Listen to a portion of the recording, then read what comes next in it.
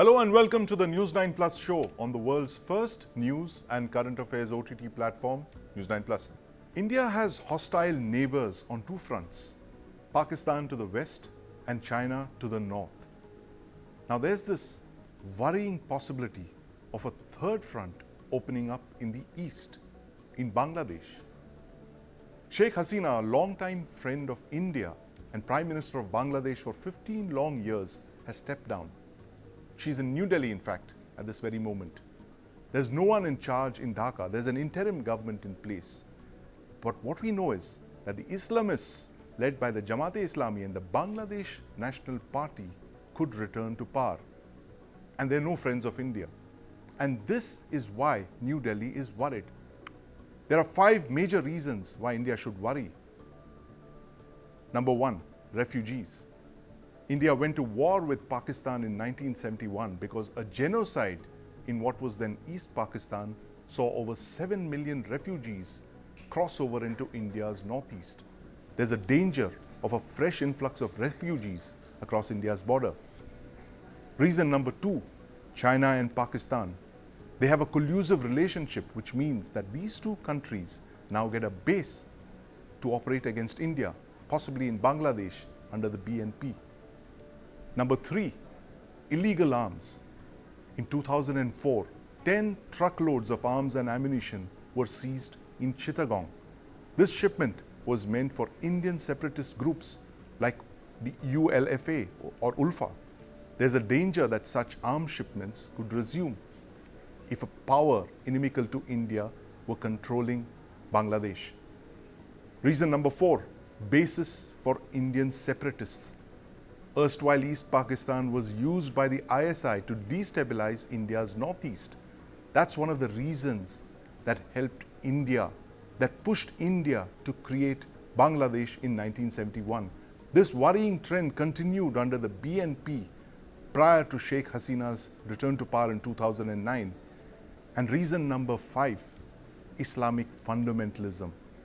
Bangladesh was once a haven for groups like the Harkatul Jihad al-Bangladesh, which had ties with Pakistan's ISI and Al-Qaeda. In fact, 2009 to 2024 were among the most peaceful years for India as far as the Bangladesh border was concerned. But that could change now. And joining me to discuss this worrying turn of events in the neighborhood are veteran journalist Subir Bhaumik, and in the studio is my colleague Aditya Raj Kaul. Gentlemen, welcome to the News9 Plus show. Aditya, I want to start by asking you what Foreign Minister Jaishankar said earlier on in the day in Parliament. Tell us what he said that makes India really worry about the state of play in Dhaka right now. Well, firstly, India has been monitoring this situation very closely. It's a double problem at this moment for us. One is what will happen in Bangladesh. Strategically, we have lost a very important ally, a very important friend. There will be regional, instability. And apart from that, the second problem currently, which is temporary, is that Sheikh Hasina is near New Delhi. Yes. She has sought temporary help, and that has been granted. Because Sheikh Hasina, her family and Awami League have been age-old friends of India. India came to the rescue of Bangladesh, that created Bangladesh in itself. But the larger question right now is what Jaishankar actually spoke about. The immediate problem is about the Indian diaspora in Bangladesh and the minorities that have been continuously under attack over the last many days. Now, you may say that these are student protesters. It began with the reservation protest, but soon it was very craftily molded into a protest of far-reaching consequences for Sheikh Hasina and for Bangladesh's history in itself. I, in fact, would compare this with the independence of Bangladesh itself because of the reason of the extent of the protest, the brutality, and the daily killings that we have seen, at least on Sunday and Monday, where more than 100 protesters were killed both days. There have been reports of policemen also lynched. We are also now receiving reports, with Jaishankar also mentioned in the parliament, that minorities have been under attack. Their businesses have been attacked in 27 districts. And apart from that, there are 5 to 8 temples that have been Yes. gutted and attacked, and many Hindu minorities, be it part of the Awami League, be it journalists or businessmen, Right. have been lynched as well. So that is what Jaishankar has in fact almost warned Bangladesh, Yes. that the duty of the army now in Bangladesh would be to secure minorities and Indian diplomatic missions across Bangladesh. Absolutely, and it's a nightmare, whichever way you say it, Aditya. I mean, the 5 prospects of, refugees flowing in, and of course the long-term possibility of inimical powers making Bangladesh a base again. And in fact, I'm going to ask Subir Bhaumik this because Subir, you have covered this in the past. I recall your stories of that arms haul in Chittagong of 2004, one of the largest such seizures anywhere in the world, something like 10 truckloads of arms and ammunition seized, meant for Indian separatists like the Ulfa. Tell us why you fear that a Bangladesh that's inimical to India could become like a third front for India. Well, why did India intervene in Bangladesh in 1971? Yes. You address that question and you find the answer. We went into India as a defensive power. We are Yes. not America gets into military intervention at the drop of a hat. But Indira Gandhi went into Bangladesh, sent her army into Bangladesh to create a friendly nation, Yes. which will take care of India's security and connectivity concerns in the east, which were substantial following the partition of this subcontinent. Yes. And now, with a friendly government there, these things were reassured. The promise of our security and connectivity concerns being addressed did not live up to our expectations, because within 4 years of the liberation of the country, in which India played a very major role, Yes. there was this coup which killed almost the entire family, Right. the entire family of Sheikh Mujibur Rahman. Yes. Now, when Sheikh Hasina comes back to politics, she stays in India for 6-7 years, then goes back to Bangladesh, launches herself, reorganizes the demoralized Awami League, and then, finally she comes to power. And in 2009, she comes to power and stays on for 15 years. This is India's, as they say, Sonali Adhyay, or golden period of bilateral relations, where Sheikh Hasina effectively has addressed most of India's security and connectivity concerns. The arms all you're talking about, these weapons are meant for Alpha and other Indian groups. You know, something like that. Do you realize something? That in April 2004, this arms all happened. Within 3 months, Sheikh Hasina herself faced a murderous attack which nearly Yes. left her dead. She barely escaped. Senior party leaders were killed. And I will tell you something, a lot of people now will make this accusation that Sheikh Hasina turned dictatorial. Sheikh Hasina lost power in 2001 in a fair election when she was in power, and she went out of power. What changed? 2004 changed her. She realized that if she's not in power, she will be exterminated, like the rest of her family in service. This ghost of 75 began to haunt her. So whatever, I'm not getting into that at the moment. The implications for India is extremely serious. A, you have a situation where opposition leader Begum Khaleda Zia has actually gone on record, and the army took charge yesterday and let her off immediately. All the cases against her somehow, they will be written off, it seems. And she has said that all the agreements done between India and Bangladesh during Hasina's time will be open to review, will be open to scrutiny. Now, India has this transit facility, Yes. Calcutta Agartala train makes me very happy. I'm from Agartala. I can live in Calcutta.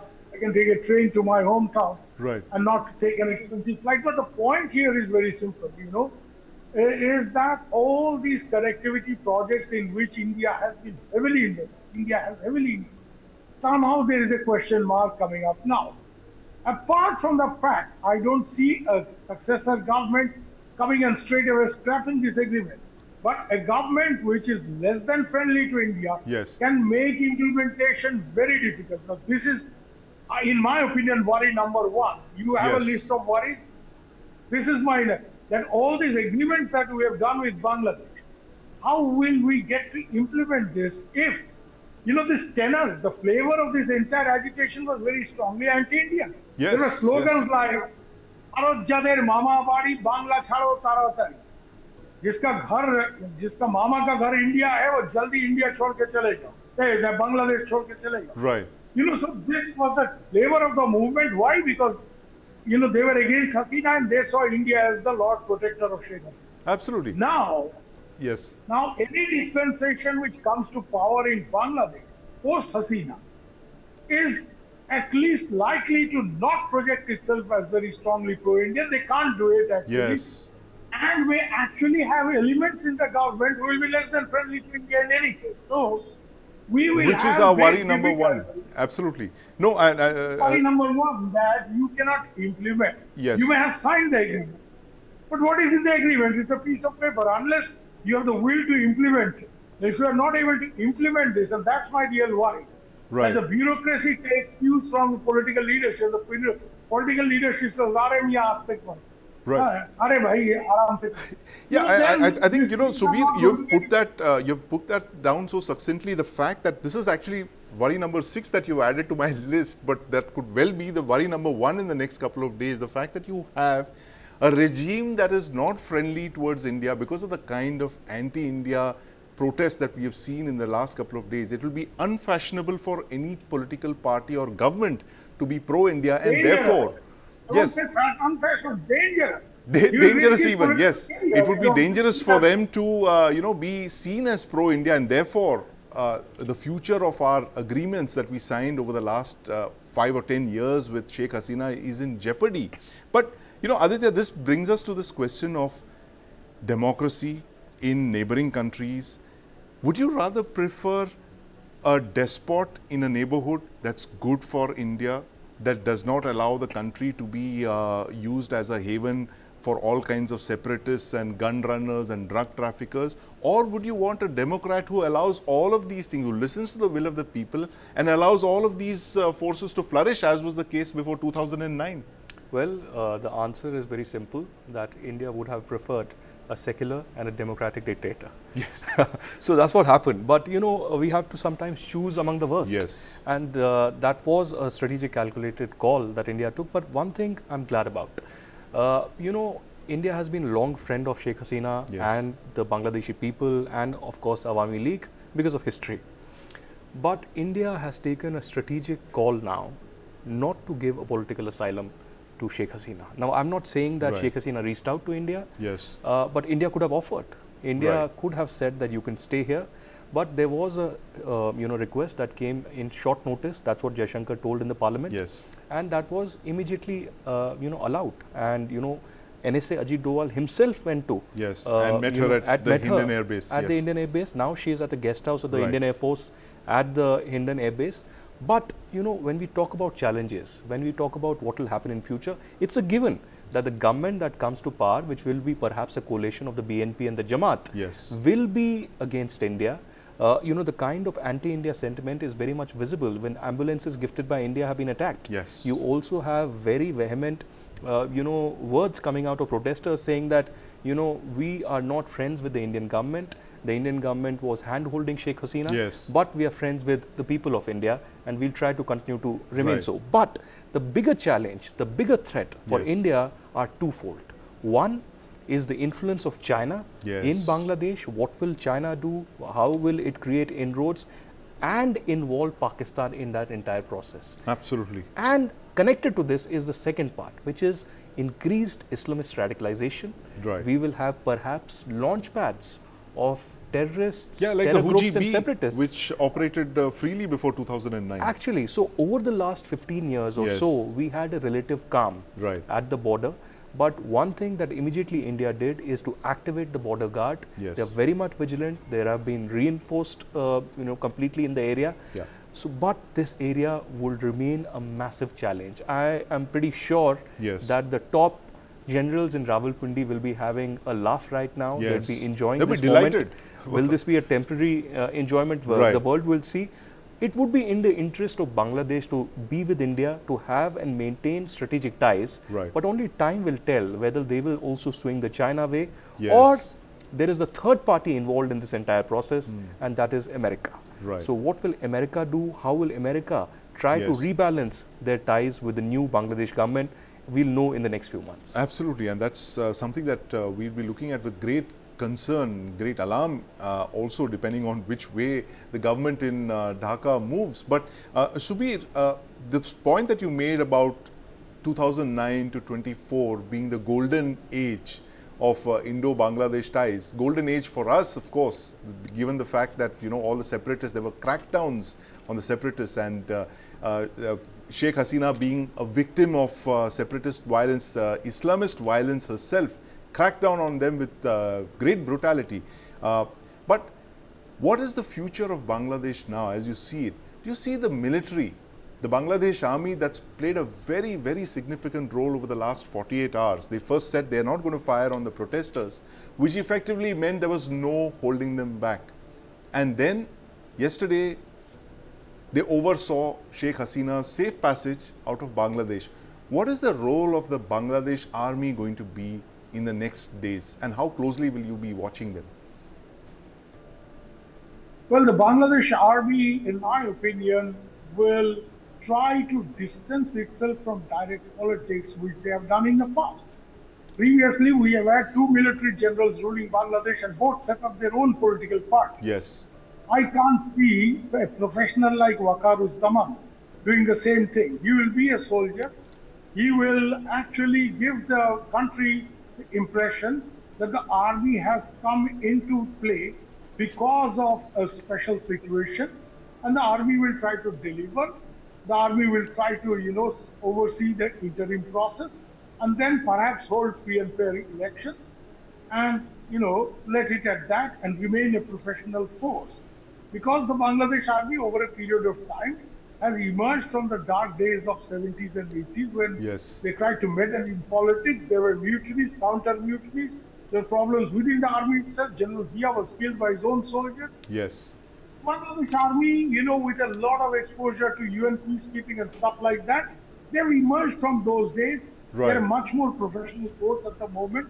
And therefore, I can see General Waqaruzzaman and some of these other generals around him, trying to make it very clear that we, don't do what the Burmese army has done, fire on our own boys. Yes. But at the same time, we don't meddle into direct politics like General Min Aung Hlaing is trying to do, or the Pakistani generals have done in the past, because that's recipe for trouble. And another factor, don't miss out, Professor Yunus. Yes. The boys. This is Bangladesh's General Z, as Sabrina Karim, my good friend who teaches in Cornell University, has said that this is the first Gen Z revolution which has been successful. The students have brought down a despotic dictator or whatever. Right. So the students have very clearly said, we want students to head the government. Right. Don't forget, Yunus has friends in America. Hillary Clinton is a friend. The Democrats Yes. back him very strongly, and they have a major issue with Sheikh Hasina when Sheikh Hasina filed this. Her government filed different cases against Professor Yunus. So Yunus, who tried to launch a political party during the earlier military-backed caretaker in 2006, In 2008. 2007, yes. Yeah, exactly. That's the time when the military caretaker was ruling the roost in Dhaka, Yes. and when the army almost was openly talking about, Right. a -2 formula, get rid of both the Begums. Yes. So, Americans, the others, Western interests, they would like to see Yunus in the saddle. Right. So would be the students, so would be a very strong section of professional class, as well as, the Bangladesh academia who have influence in politics. So, there could be a break from the binary, as I would say, Right. The binary of the Begums. Yes, actually, well put, Subir. The binary of the Begums that's ruled Bangladesh politics for almost 4 decades. But, this point about Professor Yunus, a Nobel laureate, heading Bangladesh, brings another Nobel laureate to mind in the neighborhood in Myanmar, Aung San Suu Kyi, and her frosty relations with the Burmese army. Aditya, tell us this, that, we are talking of the two Begums here. Of course, Subir believes that it could be a third force, Professor, Mohammad Yunus, but he's 84 years. Doesn't look like he has a very long political career ahead of him. Does New Delhi have a line, a hotline, or have they opened a hotline to Begum Khalida Zia and the BNP and Tariq Rahman? These are the new forces that are going to come back into Bangladesh politics. Are they being dialed, for a possible post-Hasina outcome? I'm not too sure that that's happening already, but we do have good ties with the army. Right. We have very robust relations with the security forces in Bangladesh. That may not technically help in the political situation, but I'm sure now at the National Security Council Secretariat level or at the Ministry of External Affairs, there would be some backdoor dialogue that would be underway. Jaishankar also said in the parliament that they are in touch with the authorities in Dhaka and trying to monitor the situation. To ensure the physical safety of the consulates. I'm again not too sure about Mohammad Yunus. He is somebody who is well respected, a Nobel laureate. But as of now, right now, while a so-called revolution is underway in Bangladesh, he's sitting in Paris. He's enjoying the Olympics. And, we'll have to wait and watch whether he will emerge as a consensus candidate. Because there's an interim government that will be in power. There are 10 people who have been named. And these 10 people will ensure some kind of a smooth transition and perhaps a so-called democratic elections to really take place. Whether that is a possibility that can actually happen, we'll have to wait and watch. And secondly, Jamaat, which was banned, very recently, emerges yet again stronger, along with the BNP. Now, they do say that they will be protecting the minorities and they will have a stable government. But at a time when Khalida Zia is, not well, she's been almost bedridden. So who will be this consensus candidate remains to be seen, because he would need a consensus from the Jamaat and the BNP, and of course the larger support of the students and the people to stabilize the government and create a peaceful environment. Absolutely. And, we are talking about the end of the golden age, as Subir Bhaumik put it so pithily. The fact that 2009 to 24 was the golden age for India as far as the northeastern flank was concerned, and today we are looking at possibly a nightmare scenario, unstable Bangladesh becoming a headache for New Delhi. But thank you very much for joining us this evening, Subir Bhaumik, my colleague Aditya Raj Kaul, as we focus on the developments in Dhaka. Joining us now on the News9 Plus show is Ambassador Humayun Kabir, former Bangladesh envoy to the United States. Ambassador Kabir is also a Mukti Jodha, or a freedom fighter from the 1971 war. Ambassador Kabir, welcome to the News9 Plus show. It's a great pleasure to be with you. Ambassador Kabir, I want to start by asking you this. Has, Bangladesh seen a political crisis of the magnitude that we saw yesterday? I'm aware, in the last 50 years, we've seen many violent episodes in Bangladesh's history, political history, beginning with the birth in 1971. You've had coups, counter coups, attempted coups. But have we seen anything of the magnitude that we saw yesterday in the past? Give us your thoughts on this.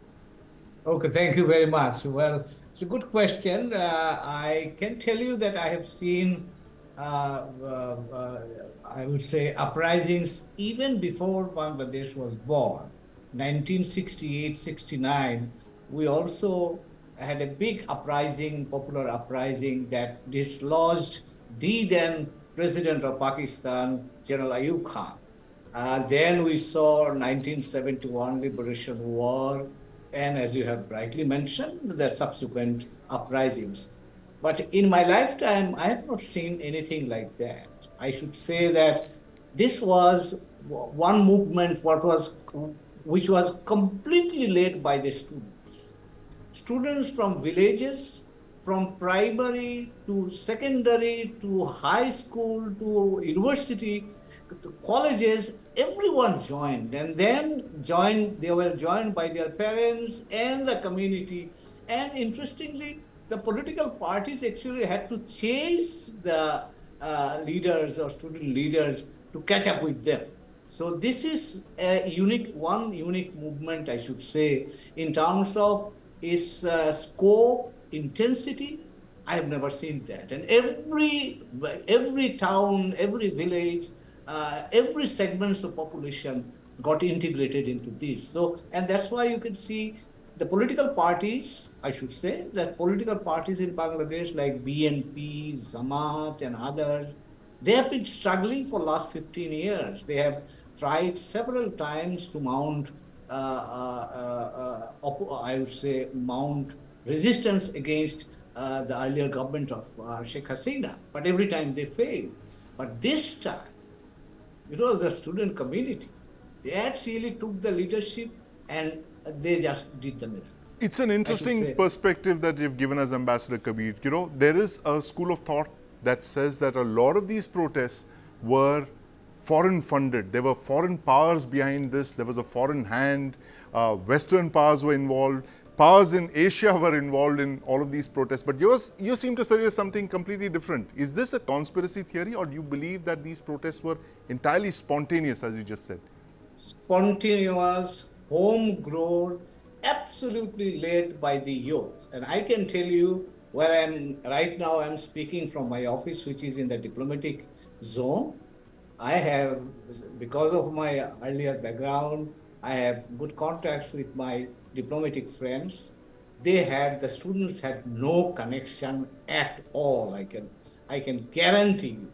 And whatever, I mean, we can give different colors to that, different interpretations, but I assure you, because I was somehow closely following what was happening, and I can assure you that it was absolutely an indigenous, homegrown, youth-led, and this could be a model. I'm telling you today that this could be the future of the agitation and uprisings in South Asia.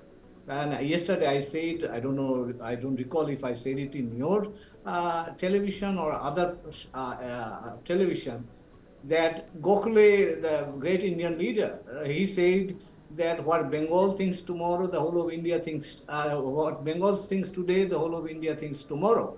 So I can tell you that this is one unique uprising or popular, I would say, revolution, if I may, that Bangladesh has seen, and that may be the next template for uprising in the days to come against, I should say, an authoritarian leader.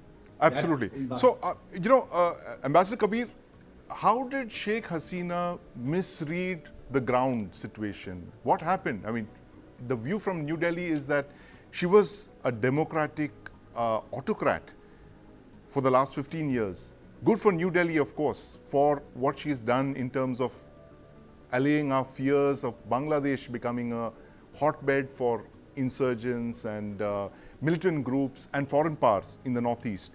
But how did she so completely misread this popular opinion on the ground? How did she misread the student unrest, the student anger that you just mentioned? You know, every power has two good friends. One is hubris, another is sycophants. And I think she was surrounded by both of them. And she taunted the students, tried to give a tag to them, a very bad tag in Bangladeshi context. Right. Razakar means that somebody, yes. And that really enraged at the beginning. Right. And the entire student community. So, and then she didn't get the message even at that point. Yes. Then when the students called a protest, 6 of them were killed. And one you may have seen also, I've seen the cartoons coming out from, sketches and cartoons coming out from one of the martyrs, the first one. Yes. He was a young boy, just raising his hand, stood raising his hands, and he was shot at a point blank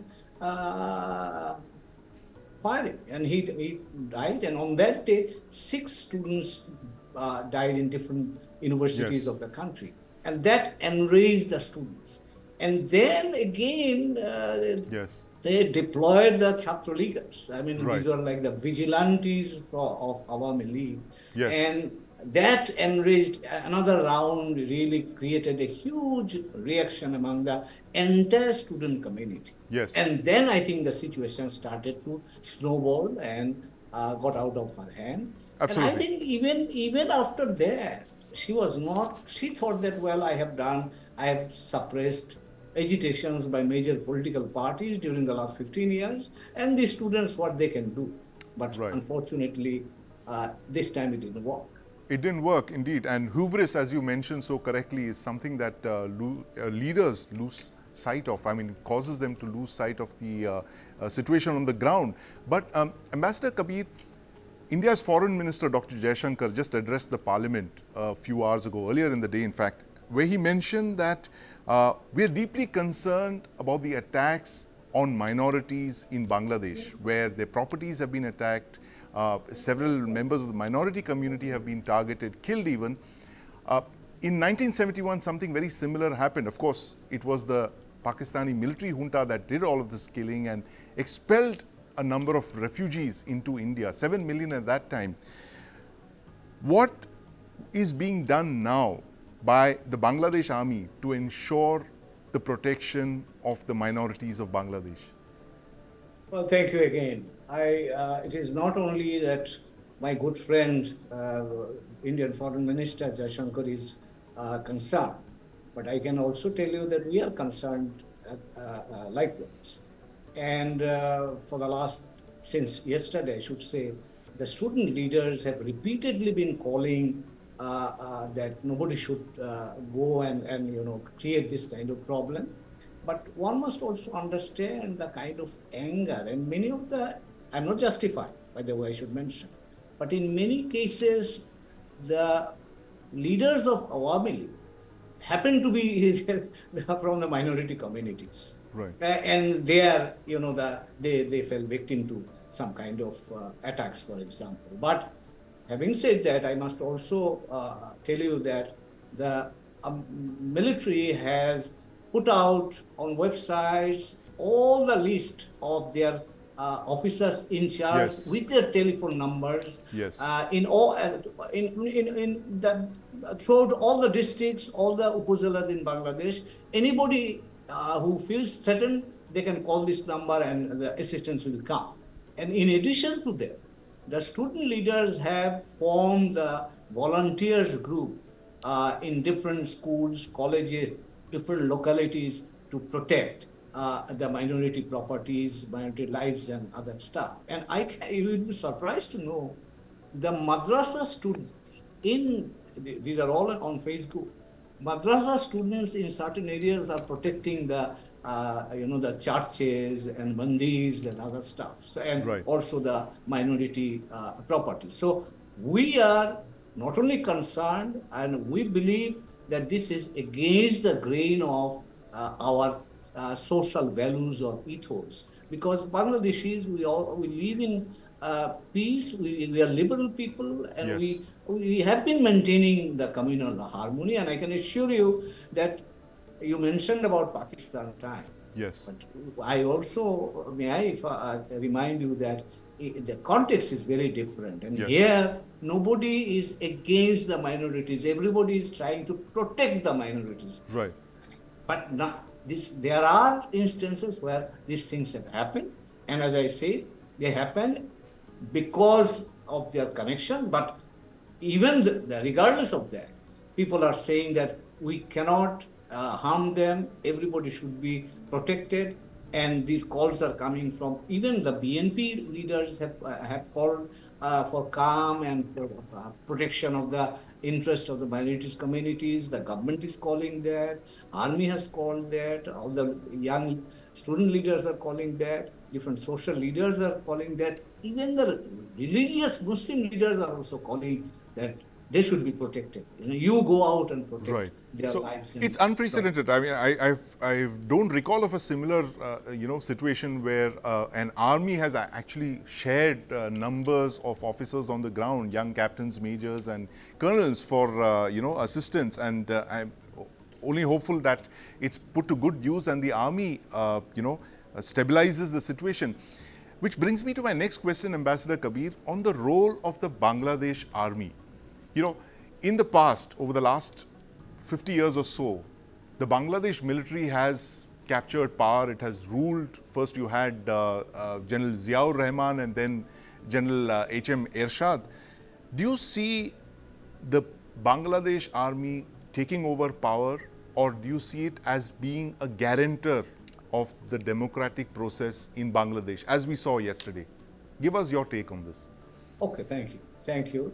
I would say that as of now, as we are reading the ground reality, the army or the military is working as a helping hand, and they have the army chief has been in touch in touch and had met number of political leaders. The leaders have met the president and also the student. He met the student leaders as well. Both of them met the student leaders. So what we are anticipating, last night President has spoken, the army chief had spoken earlier than that, and today we are anticipating that the parliament would be dissolved and an interim government would be formed soon. And by the way, good news is that Professor Yunus, whom everybody knows, he has agreed to head the new interim government. So that would be something very good for us. And my sense is that within a day or two, the interim government will also be formed. And once it is formed, the risk of the military playing kind of not desirable role, that would be eliminated. So my sense as of now is that the army is not in the mood of ruling or coming to the power. They are rather in the mode of supporting. And I got the news few minutes back. One of the generals who was quite active during the earlier regime, he had just been removed from the armed forces, from the military. So it looks like that those who were politically active, even during the last government, the military is trying to get rid of them. So my conclusion at this point, I cannot predict the future, but at this point, it looks like that military would like to help the continuation of the democratic process and support the caretaker government. That's heartening news indeed, Ambassador Kabir. The fact that the military has chosen to stay in the barracks and not, jump in and take over, as has been the case in the past. That's really good news from a South Asian perspective. But take us through what the next steps are after the interim government takes over. What next? Is there a timeline for fresh elections to be called? That's the news that we've been hearing out of Dhaka. That's what the president has also said last night. I mean, he said that once the interim government is formed, and before that, the parliament has to be dissolved. So once the parliament is dissolved, then it becomes an incumbent, it becomes a responsibility to hold the next election within 3 months' time. That's the constitutional provision. But there is also a demand from the student leaders, what they call is restructure and reform the institutions, and they're asking for justice for the wrongs that have been done during the last few weeks. So these are, two things are happening. That on the one hand, the constitutional obligation, on the other hand, the aspirations of the people and the demands of the students who have just changed the regime, if I may put it.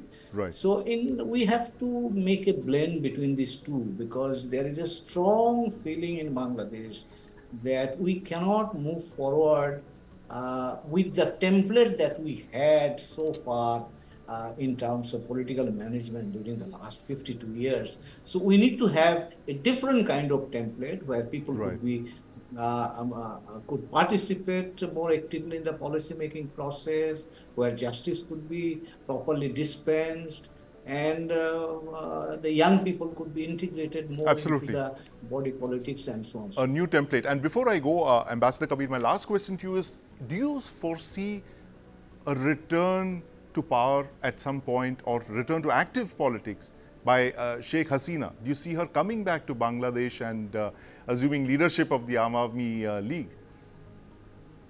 Well, I don't know. That's their choice. I am not a politician, so I have no connection with even the political party like Awami League. But my sense is that this time, the authoritarian character of the government and the stories that are now coming out has done a huge damage to the reputation and possibly the structure of Awami League. And in that context, I don't know exactly what really holds for the party in the future. And the decision to return is essentially our own choice. I don't have anything to Right, add. absolutely. But thank you very much for joining us this evening, Ambassador Humayun Kabir. Thank you for sharing your thoughts on this unfolding crisis within Dhaka, and we can only hope for good times and stability to return to Bangladesh, because Bangladesh is a friend of India's, been so for half a century, and we hope it continues. Thank you very much for joining us. Thank you so much. Devastating landslides in Wayanad have killed around 400 persons and left countless others homeless. Now, this disaster has once again brought climate change to the forefront. What is the current situation on ground zero, and what can one learn about disaster mitigation and management? Now, earlier in the day, I spoke to my colleague Mohammad Wajihullah, who is in Wayanad covering this tragedy. Waji, welcome to the News 9 Plus show. We've all been following what's been happening there.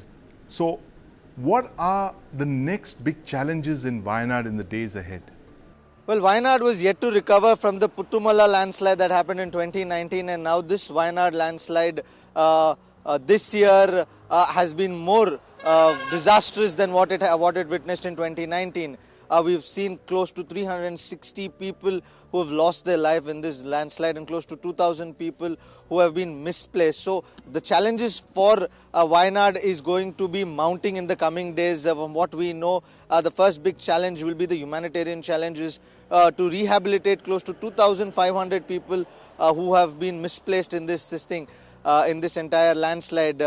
From what we know is the next plan of action for the government will be to make sure that these people are given a house, a job, so that they can go back and restart their life from scratch, because most of them have lost their houses, have lost their properties, have lost everything that they used to do.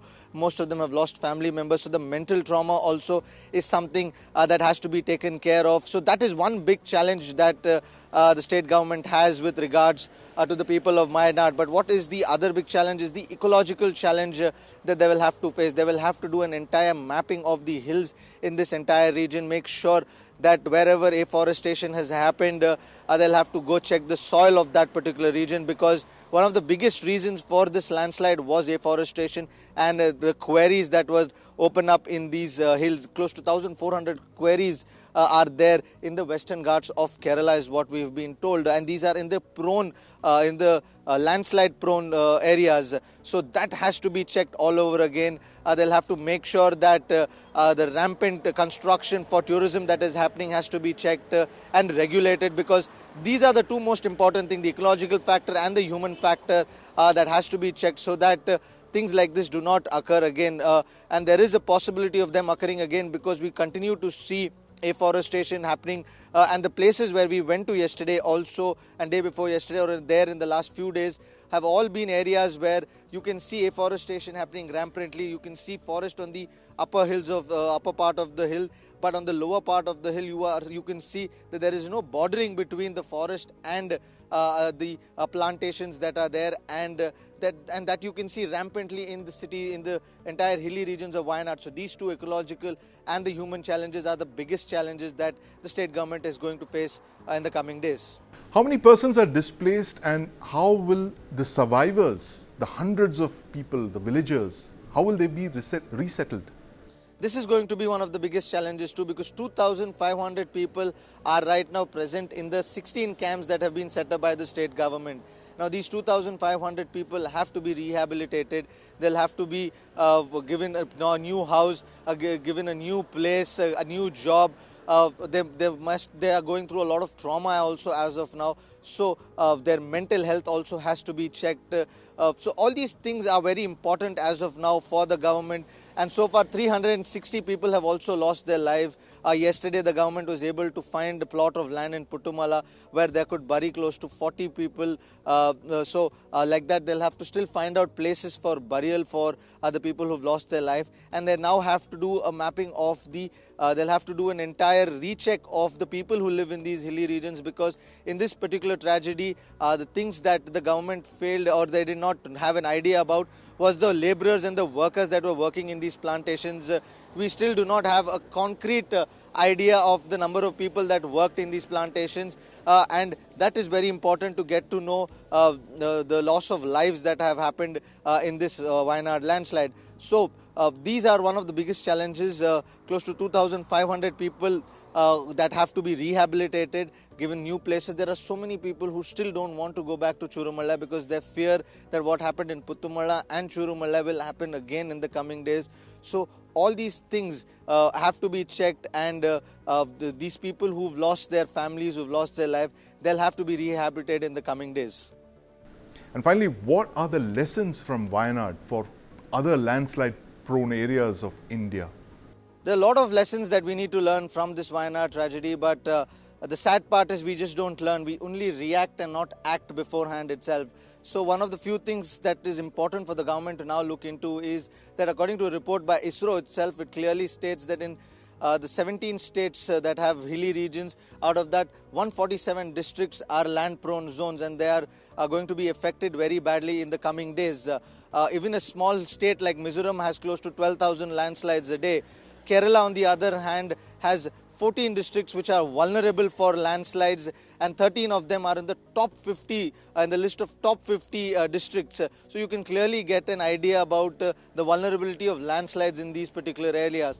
Also, the economical challenges that we have. We've spent close to 470 crores in the rehabilitation process in the entire landslides that have hit India across this year. So this is one of the things that the government has to learn.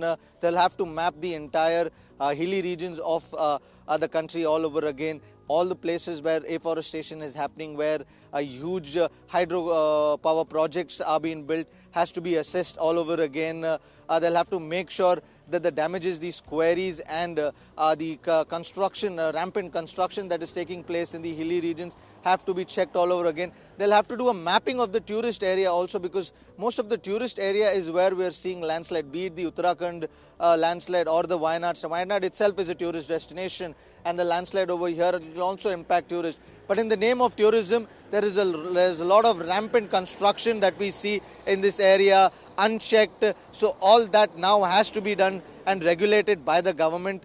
If that is not done, then we will again be reacting to landslides, we'll again be reacting to floods, we'll be reacting to calamities and not be acting. So it's first thing first is for the government to start acting now than reacting. Prime Minister Modi and Congress leader Rahul Gandhi are set to face off in 4 assembly elections over the next 6 months. We look at these 4 elections, beginning with New Delhi, where the Congress and the BJP are in a triangular contest with the Aam Aadmi Party. Watch the battle for the capital. Will Delhi bail out Kejriwal? Only on the News9 Plus app. Download and watch. And thank you for watching the News9 Plus show.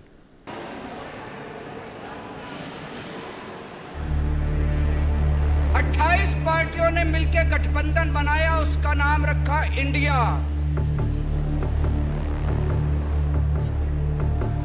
140 crore लोगों का India है। India हमारे दिल में बसता है, भारत हमारे दिल में बसता है, हिंदुस्तान हमारे दिल में बसता है। अरे किस किस के दिल से निकालोगे तुम India?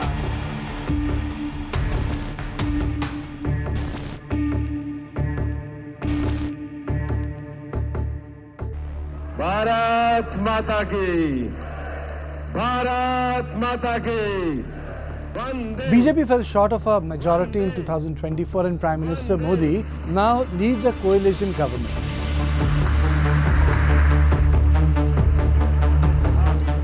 The opposition has a new energy, the Congress is resurgent. That is why the 4 assembly elections in Maharashtra, Jharkhand, Haryana and Delhi become crucial. The results will decide how the BJP-led NDA rules for the next 4 years. As a combative Rahul takes on the BJP, we look at who will win the next 4 electoral battle.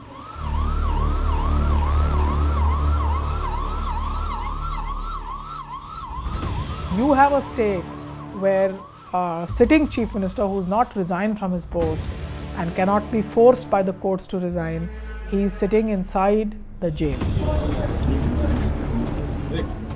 तो जो party jail bell और court के चक्कर में घूम रही है, मुझे नहीं लगता कि दिल्ली की जनता उसे स्वीकार करेगी. Most of them have gone to jail on the charges of corruption. Led us to that decision of not going along with them in the Vidhan Sabha elections. My own sense is that in assembly election, Aam Aadmi Party is still the front runner.